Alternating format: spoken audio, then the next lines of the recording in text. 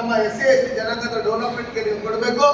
ನೀವು ಗ್ಯಾರಂಟಿಗಳಿಗೆ ಇವತ್ತು ಹಣನ ದುರ್ಬಳಕೆ ಮಾಡಿಕೊಂಡು 1,16,000 ಕೋಟಿಯನ್ನು ಹೊಸದಾಗಿ ನೀವು ಸಾಲ ಮಾಡಿ ಈ ಕರ್ನಾಟಕ ರಾಜ್ಯದಲ್ಲಿ ಇರ್ತಕ್ಕಂಥ ಪ್ರತಿಯೊಂದು ಈ ಹುಟ್ಟಿರ್ತಕ್ಕಂಥ ಮಗುವನ್ನು 1,16,000 ರೂಪಾಯಿ ನೀವೇನು ಸಾಲದ ಹೊರೆಯನ್ನ ಮಕ್ಕಳ ಮೇಲೆ ಹೇರುತ್ತಾ ಇದ್ರಿ. ಇದನ್ನ ಭಾರತೀಯ ಜನತಾ ಪಾರ್ಟಿ ವತಿಯಿಂದ ಎಲ್ಲ ದಳ ಸಂಘಟನೆಯ ಮುಖಂಡರಿಂದ ನಾವು ಇದನ್ನ ಖಂಡಿಸ್ತಾ ಇದ್ದೀರಿ. ಮುಂದಿನ ದಿನಗಳಲ್ಲಿ ಕರ್ನಾಟಕ ರಾಜ್ಯದಲ್ಲಿರ್ತಕ್ಕಂಥ ಏನು ಆಡಳಿತ ಪಕ್ಷದ ಶಾಸಕರು ಇದ್ದಾರೆ ಅವ್ರ ಮನೆಗಳಿಗೆ ಮುಖ್ಯ ಆಗೋದ್ರ ಮುಖಾಂತರ ನಮ್ಮ ಜನಾಂಗಕ್ಕೆ ಆಗಿರ್ತಕ್ಕಂಥ ಏನು ಅನ್ಯಾಯ ಆಗಿದೆ, ಕರ್ನಾಟಕದಲ್ಲಿರ್ತಕ್ಕಂಥ ಎಲ್ಲಾ ಜಾತಿಯ ಬಹುಸಂಖ್ಯಾತರು ಏನಿದ್ದಾರೆ ಅವ್ರಿಗಾಗಿರ್ತಕ್ಕಂಥ ಅನ್ಯಾಯದ ವಿರುದ್ಧವಾಗಿ ನಾವು BY ವಿಜೇಂದ್ರ ಅವರು, ನಮ್ಮ ರಾಜ್ಯಾಧ್ಯಕ್ಷರು ಮತ್ತೆ ನಮ್ಮ ವಿರೋಧ ಪಕ್ಷದ ನಾಯಕರಾದಂತಹ ಅಶೋಕ್ ಅಣ್ಣವರು, ನಮ್ಮ ಪಕ್ಷದ ಎಲ್ಲ ಹಿರಿಯ ಮುಖಂಡರೊಟ್ಟಿಗೆ ಸೇರಿ ಎಲ್ಲ ದಳ ಸಂಘಟನೆಗಳವರು ಇವತ್ತೇನು ನಮ್ಮೊಟ್ಟಿಗೆ 32 ದಳ ಸಂಘಟನೆಗಳು ಜೊತೆ ಸೇರ್ಕೊಂಡಿದ್ದಾರೆ. ನಾವೆಲ್ಲ ಜಿಲ್ಲೆಗಳನ್ನು ಈ ಹೋರಾಟವನ್ನು ಉಗ್ರವಾಗಿ ಮಾಡ್ತೀವಿ.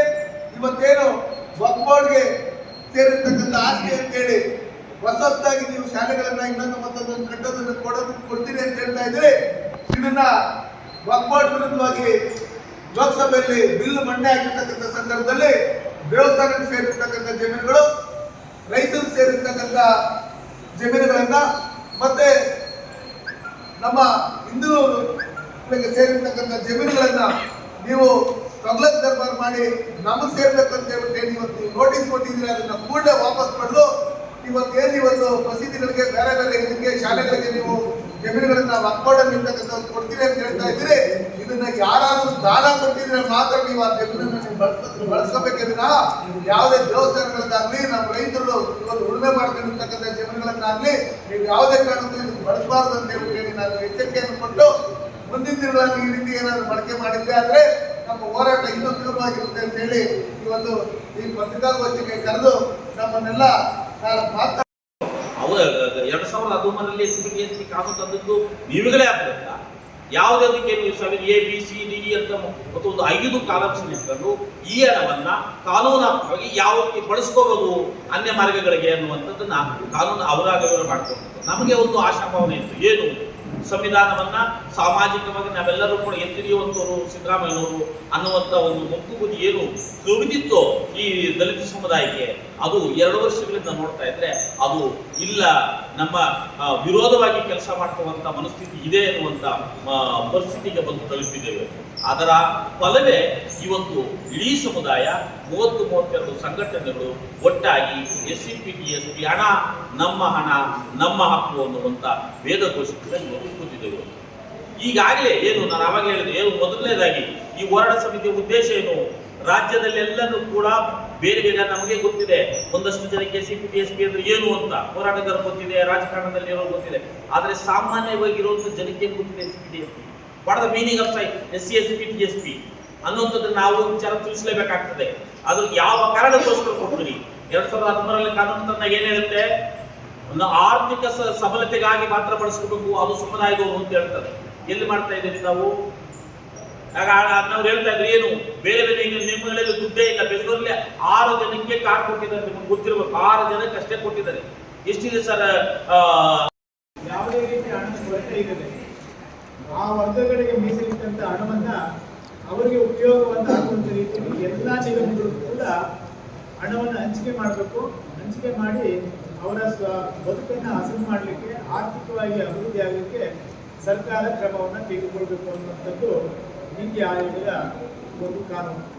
ಆದರೆ ಈಗೇನು ಮಾಡಿದರೆ 2013 ಸಿದ್ದರಾಮಯ್ಯ ಅಧಿಕಾರಕ್ಕೆ ಬಂದ ಮೇಲೆ 70 ಅನ್ನುವಂಥ ಒಂದು ಕಾನೂನನ್ನು ತಂದರು.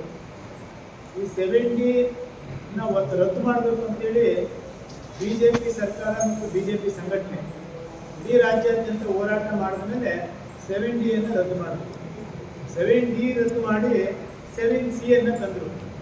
ಈ 7C ಏನು ಹೇಳುತ್ತೆ ಅಂತ ಹೇಳಿದ್ರೆ, 7C ಇರ್ತಕ್ಕಂಥ ಕಾನೂನು ಪರಿಶಿಷ್ಟ ಜಾತಿ ಪರಿಶಿಷ್ಟ ಪಂಗಡದವರಿಗೆ ಮೀಸಲಿಟ್ಟಂಥ ಹಣವನ್ನು ಅದನ್ನ ಡೈವರ್ಟ್ ಮಾಡಲಿಕ್ಕೆ, ಈ ಹಣವನ್ನು ವರ್ಗಾವಣೆ ಮಾಡಲಿಕ್ಕೆ 7C ಅವಕಾಶ ಇದೆ ಅಂತ ಹೇಳ್ಬಿಟ್ಟು ಆ ಕಾನೂನನ್ನು ಜಾರಿಗೆ ತಂದು ಇವತ್ತು ಹಣವನ್ನು ವ್ಯವಸ್ಥಿತವಾಗಿ ದುರ್ಬಳಕೆ ಮಾಡಿ ಪರಿಶಿಷ್ಟ ಪಂಗಡದವರಿಗೆ ಇವತ್ತು ಮೋಸ ಮಾಡ್ತಾ ಇದೆ, ವಂಚನೆ ಮಾಡ್ತಾ ಇದೆ. ಸ್ನೇಹಿತರೆ, ಸರ್ಕಾರ ಅಧಿಕಾರಕ್ಕೆ ಬರೋಕ್ಕೆ ಮುಂಚೆ ತನ್ನ ಪ್ರಣಾಳಿಕೆಯಲ್ಲಿ ಕೊಟ್ಟಂತ 5 ಗ್ಯಾರಂಟಿಗಳನ್ನು, ಅದು ಕಾಂಗ್ರೆಸ್ ಪಕ್ಷ ಕೊಟ್ಟಂತ ಗ್ಯಾರಂಟಿಗಳು, ಅದು ಸಂವಿಧಾನಬದ್ಧವಾದಂಥ ಗ್ಯಾರಂಟಿಗಳಲ್ಲ, ನಾವು ಒಪ್ಕೊಳ್ಳೋಕ್ಕೆ. ಇವತ್ತು 5 ಗ್ಯಾರಂಟಿಗಳಲ್ಲಿ ಕೊಟ್ಟಂತ ಕಾರ್ಯಕ್ರಮಗಳನ್ನ ಅವ್ರು ಪೂರೈಸಲಿಕ್ಕೆ, ಅವ್ರ ಪಕ್ಷ ಬೆಳೆಸಲಿಕ್ಕೆ ಮಾತ್ರ ಈ ಹಣವನ್ನು ದುರುಪಯೋಗ ಮಾಡ್ಕೊಳ್ತಾರೆ.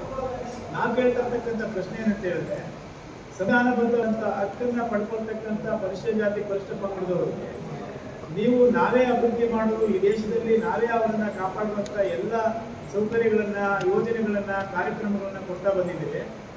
ಬೇರೆ ಯಾವ ಪಕ್ಷಗಳು ಕೊಡ್ತಾ ಇಲ್ಲ.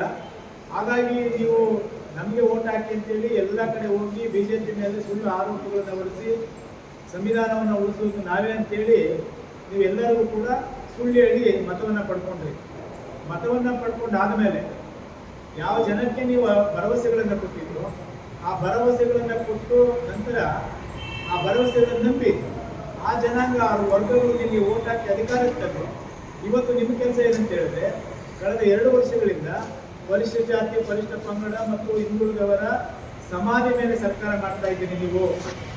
ಇದನ್ನ ಇಡೀ ರಾಜ್ಯದ ಉದ್ದಕ್ಕೂ ಬಿಜೆಪಿ ಹೋರಾಟವನ್ನು ಕೈಗೆತ್ತಿಕೊಂಡಿದೆ.